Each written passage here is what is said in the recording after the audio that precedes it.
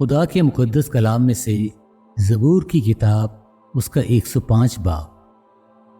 خدا اور اس کے لوگ۔ خداوند کا شکر کرو، اس کے نام سے دعا کرو، قوموں میں اس کے کاموں کا بیان کرو، اس کی تعریف میں گاؤ، اس کی مدد سرائی کرو، اس کے تمام عجائب کا چرچا کرو، اس کے مقدس نام پر فخر کرو۔ خداوند کے طالبوں کے دل شادمان ہو، خداوند اور اس کی قوت کے طالب ہو، ہمیشہ اس کے دیدار کے طالب رہو۔ ان عجیب کاموں کو جو اس نے کیے، اس کے عجائب اور منہ کے احکام کو یاد رکھو۔ اے اس کے بندے ابراہیم کی نسل، اے بنی یعقوب اس کے برگزیدو، وہی خداوند ہمارا خدا ہے، اس کے احکام تمام زمین پر ہیں۔ اس نے اپنے عہد کو ہمیشہ یاد رکھا، یعنی اس کلام کو جو اس نے 1000 پشتوں کے لیے فرمایا، اسی عہد کو جو اس نے ابراہیم سے باندھا، اور اس قسم کو جو اس نے اسحاق سے کھائی، اور اسی کو اس نے یعقوب کے لیے آئین یعنی اسرائیل کے لیے ابدی عہد ٹھہرایا، اور کہا میں کنعان کا ملک تجھے دوں گا کہ تمہارا موروثی حصہ ہو۔ اس وقت وہ شمار میں تھوڑے تھے، بلکہ بہت تھوڑے، اور اس ملک میں مسافر تھے، اور وہ ایک قوم سے دوسری قوم میں اور ایک سلطنت سے دوسری سلطنت میں پھرتے رہے۔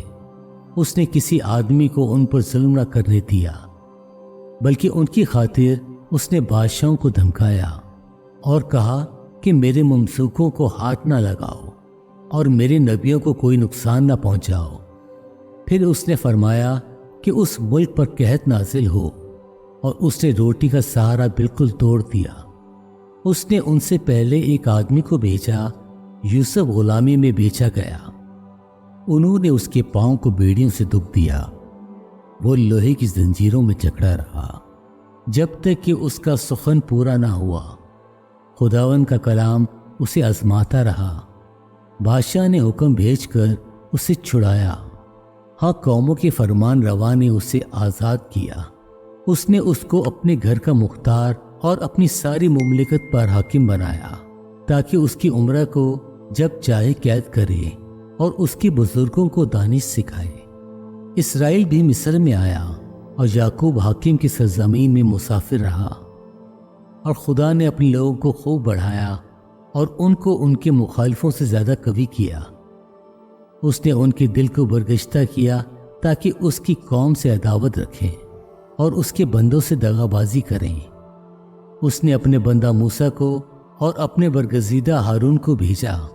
اس نے ان کے درمیان معجزات اور حاکم کی سرزمین میں عجائب دکھائے۔ اس نے تاریخی بھیج کر اندھیرا کر دیا، اور انہوں نے اس کی باتوں سے سرکشی نہ کی۔ اس نے ان کی ندیوں کو لہو بنا دیا اور ان کی مچھلیاں مار ڈالی۔ ان کے ملک اور بادشاہوں کے بالا خانوں میں مینڈک ہی مینڈک بھر گئے۔ اس نے حکم دیا اور مچھروں کے غول آئے، اور ان کی سب حدود میں جوائن آ گئی۔ اس نے ان پر مینا کی جگہ اولے برسائے، اور ان کے ملک پر دہکتی آگ نازل کی۔ اس نے ان کی انگوروں اور انجیروں کے درختوں کو بھی برباد کر ڈالا، اور ان کی حدود کے پیڑ توڑ ڈالے۔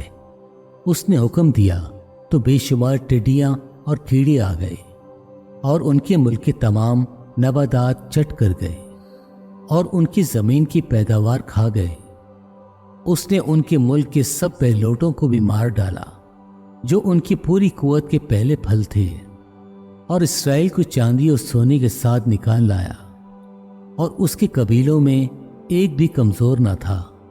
ان کے چلے جانے سے مصر خوش ہو گیا، کیونکہ ان کا خوف مصریوں پر چھا گیا تھا۔ اس نے بادلوں کو سیابان ہونے کے لیے پھیلا دیا، اور رات کو روشنی کے لیے آگ دی۔ ان کے مانگنے پر اس نے بٹیریں بھیجیں، اور ان کو آسمانی روٹی سے سیر کیا۔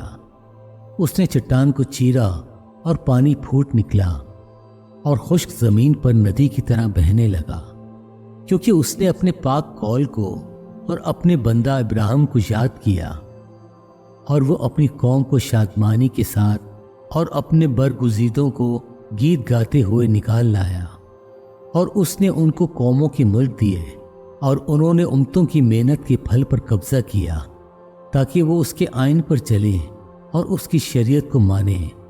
خداوند کی حمد کرو۔ خدا کے پاک کلام پڑھے اور سنے جانے پر خداوند کی برکت ہو۔ آمین۔